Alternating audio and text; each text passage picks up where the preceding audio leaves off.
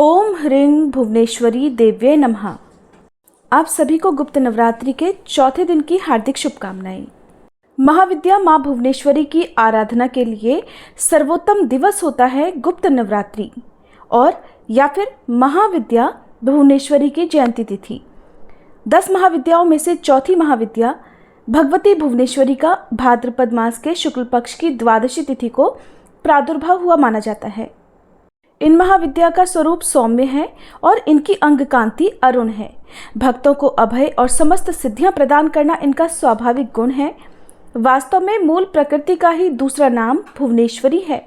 10 महाविद्याओं में से चौथी महाविद्या माँ भुवनेश्वरी देवी की पूजा गुप्त नवरात्रि के चौथे दिन की जाती है और इनकी जयंती भाद्रपद मास के शुक्ल पक्ष की द्वादशी तिथि को मनाई जाती है। ग्रहण का समय हो, रंगों का त्योहार होली हो या उजाले का प्रतीक दिवाली हो, महाशिवरात्रि, कृष्ण पक्ष और अष्टमी तिथि के दिन मुख्य रूप से मां भुवनेश्वरी की पूजा की जाती है। पुत्र प्राप्ति की कामना से भी देवी भुवनेश्वरी की पूजा की जा सकती है। अपने नाम के अनुरूप ही ये देवी पूरे तीनों लोकों की स्वामिनी मानी जाती है। प्रकृति से संबंधित होने के कारण इन देवी की तुलना मूल प्रकृति से भी की जाती है। आद्या शक्ति भुवनेश्वरी स्वरूप में भगवान शिव के समस्त लीला विलास की सहचरी हैं, यानी कि सखी हैं। तो आइए आज सुनते हैं मां भुवनेश्वरी की पौराणिक कथा। एक बार मधुकैटभ नाम के महादैत्यों ने पूरी पृथ्वी पर हाहाकार मचा रखा था। तब सभी देवगण मिलकर भगवान श्री हरि के पास गए और उन्हें अपनी निद्रा का त्याग करने के लिए उनसे हाथ जोड़कर प्रार्थना करने लगे ताकि वे जल्दी से अपनी निद्रा का त्याग कर मधुकैटभ को मारकर उन सभी की रक्षा कर सकें। भगवान श्री हरि ने तब इस प्रकार स्तुति किए जाने से अपनी निद्रा का त्याग किया और जागृत हुए। तब उन्होंने 5000 वर्षों तक मधुकैटभ नाम के दैत्यों से भयंकर युद्ध किया। बहुत अधिक समय तक युद्ध करते हुए भगवान श्री हरि थक गए और वे अकेले ही युद्ध कर रहे थे। अंत में उन्होंने अपने अंतःकरण की शक्ति योग माया आद्या शक्ति से सहायता के लिए प्रार्थना की। तब देवी ने उन्हें आश्वस्त किया कि वे उन दैत्यों को अपनी माया से मोहित कर देंगी। योग माया आद्या शक्ति की माया से मोहित होकर दैत्य भाई भगवान श्री हरि से कहने लगे कि हमारा वध ऐसे स्थान पर कीजिए जहां पर ना तो जल हो और ना ही थल। तब भगवान श्री हरि ने दोनों दैत्यों को अपनी जंघा पर रखकर अपने चक्र से उनके मस्तक को उनकी देह से अलग कर दिया। इस प्रकार मधुकैटभ का वध किया, परंतु वे केवल निमित्त मात्र ही थे। उसके बाद श्री ब्रह्मा, विष्णु और महेश ने देवी आदिशक्ति योग निद्रा महामाया की स्तुति की, जिससे प्रसन्न होकर आदिशक्ति ने ब्रह्मा जी को सृजन, विष्णु जी को पालन और शंकर जी को संहार के देव के रूप में चुन लिया। ब्रह्मा जी ने देवी आदिशक्ति से प्रश्न किया कि अभी तो चारों ओर केवल जल ही जल फैला हुआ है, पंच तत्व, गुण, तन्मात्राएं और इंद्रियां कुछ भी व्याप्त नहीं है, तथापि तीनों देव शक्तिहीन हैं। तब देवी ने मुस्कुराते हुए उस स्थान पर एक सुंदर विमान को प्रस्तुत किया और तीनों देवताओं को विमान पर बिठाकर अद्भुत चमत्कार देखने का आग्रह किया। तीनों देवों के उस विमान में विराजमान होने के पश्चात वह देवी विमान आकाश में उड़ने लगा। वह विमान मन की गति से उड़कर एक अजीब से स्थान पर पहुंच गया। ये स्थान असल में रत्नों का द्वीप था, जिसके चारों तरफ अमृत का सागर और मनमोहक आकर्षक जंगल थे। जैसे ही त्रिदेव रथ के बाहर उतरे, वह स्त्री स्वरूप में बदल गया। उन्होंने उस द्वीप को अच्छी तरह से देखा। तब वहां पर उन्हें एक शहर मिला। उस शहर के चारों तरफ सुरक्षा की 9 परतें थीं और इस शहर की सुरक्षा उग्र स्वभाव के भैरव, क्षेत्रपाल, मातृका और दिक्पाल आदि कर रहे थे। जैसे ही वे शहर के अंदर गए, शहर का सौंदर्य और विकास देखकर मंत्रमुग्ध हो गए। आखिरकार वे शहर के अंदर स्थित मुख्य राजमहल में जा पहुंचे, जिसका नाम चिंतामणि गृह था और जिसकी सुरक्षा योगिनियां कर रही थी। ये शहर श्रीपुर था, देवी भुवनेश्वरी की राजधानी, जो कि मणिद्वीप की रानी थी। जैसे ही त्रिदेव महल के अंदर पहुंचे, उन्हें देवी भुवनेश्वरी के दर्शन हुए।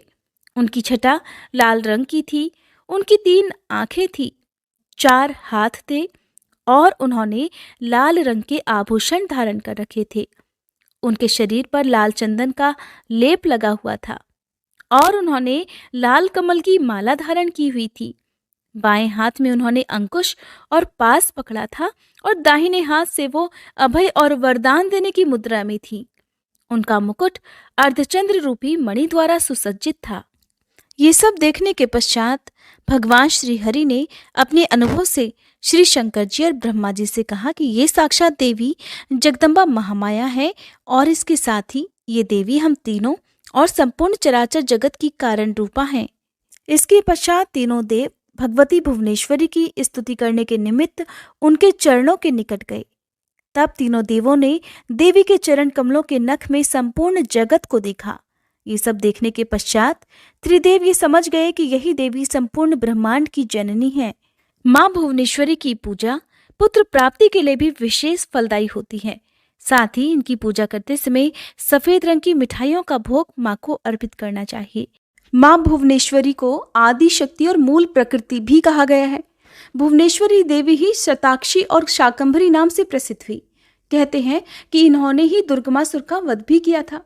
इन्हें काल की जन्मदात्री भी कहते हैं। इनके मुख्य आयुध अंकुश और पाश हैं। आदिशक्ति भुवनेश्वरी माँ का स्वरूप सौम्य और अंग कांति अरुण है। देवी भुवनेश्वरी के एक मुख 4 हाथ हैं। 4 हाथों में गदा शक्ति का और राजदंड व्यवस्था का प्रतीक है। माला नियमितता और आशीर्वाद मुद्रा प्रजा पालन की भावना का प्रतीक है। आसन शासन पीठ सर्वोच्च सत्ता की प्रतीक है। इस प्रकार सर्वस्वरूपा मूल प्रकृति ही भुवनेश्वरी हैं, जो विश्व को वमन करने के कारण वामा, शिवमयी होने से ज्येष्ठा और कर्म नियंत्रण फलदान करने और जीवों को दंडित करने के कारण रौद्री भी कही जाती हैं। भगवान शिव का वाम भाग ही देवी भुवनेश्वरी कहलाता है। भुवनेश्वरी के संग से ही भुवनेश्वर सदाशिव को सर्वेश होने की योग्यता प्राप्त होती है।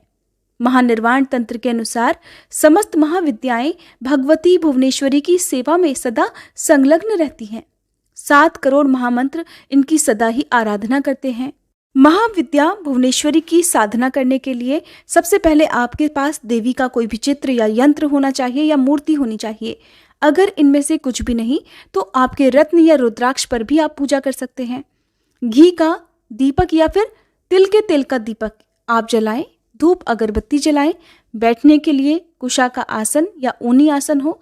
जाप के लिए रुद्राक्ष की माला हो। एक आचमनी पात्र जलपात्र रखें।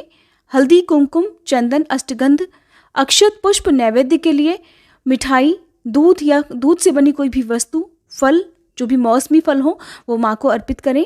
अगर ये सामग्री भी नहीं है तो केवल मानसिक रूप से इन वस्तुओं का भाव करके भी माँ का पूजन किया जा सकता है। सबसे पहले गुरु का स्मरण किया जाता है। ओम गुं गुरुभ्यो नमः। फिर आचमनी या चम्मच से 3 बार बाएं हाथ से दाएं हाथ में जल लेकर 3 बार आचमन किया जाता है, यानी कि हथेली पर रखे हुए जल को पिया जाता है। फिर चौकी पर पुष्प और अक्षत अर्पित करें। उसके बाद अपने आसन का स्पर्श करें। एक कलश में जल भरकर रखें और ओम कलश मंडलाय नमः इस मंत्र का जाप करें। अब दाहिने हाथ में जल पुष्प और अक्षत लेकर महाविद्या भुवनेश्वरी की पूजा का संकल्प लें। क्योंकि चौथे दिन माँ कूष्मांडा की पूजा का भी विधान है, तो ऐसे में आप जिन भी देवी की पूजा करें हाथ में जल पुष्प अक्षत लेकर इस प्रकार संकल्प लें। मन में इस प्रकार बोले, फिर अपना नाम, अपने कुल, अपने गोत्र का नाम और अपनी समस्या के निवारण हेतु या आपकी मनोकामना की पूर्ति हेतु इस प्रकार कहें कि आज मैं यथासंभव देवी भुवनेश्वरी की या माँ कूष्मांडा की पूजा अपनी खास मनोकामना पूर्ति के लिए कर रहा हूँ या कर रही हूँ, और इस प्रकार मेरी की गई पूजा को हे देवी आप स्वीकार कर मेरी मनोकामना पूर्ण करें या मेरी समस्या का निवारण करें। और फिर संकल्पित जल को देवी के चरणों में अर्पित कर दें। हर दिन की जाने वाली पूजा में जो भी देवी का दिन होता है उनका नाम लेकर और अपनी मनोकामना का, अपनी समस्या के बारे में कहते हुए आपको संकल्प लेना चाहिए। उसके बाद विधि विधान से महाविद्या भुवनेश्वरी की और माँ कूष्मांडा की पूजा की जाती है। व्रत की कथा पढ़कर सुनकर सबसे अंत में आरती करके और भोग लगाकर आपको क्षमा याचना करनी चाहिए, ताकि पूजा में की गई कोई भी गलती का दोष ना लगे। भोग में यदि कोई विशेष भोग आपके पास नहीं है तो केवल लौंग बताशा इनका भोग भी आप माँ को अर्पित कर सकते हैं। दिन भर उपवास रखें और शाम के समय यदि आपने पूरे उपवास रखे हैं तो एक समय फलाहार कर सकते हैं। उम्मीद है आपको ये जानकारी पसंद आई होगी। वीडियो अच्छी लगी हो तो लाइक करने के साथ ही हमारे चैनल को भी सब्सक्राइब करना मत भूलिएगा।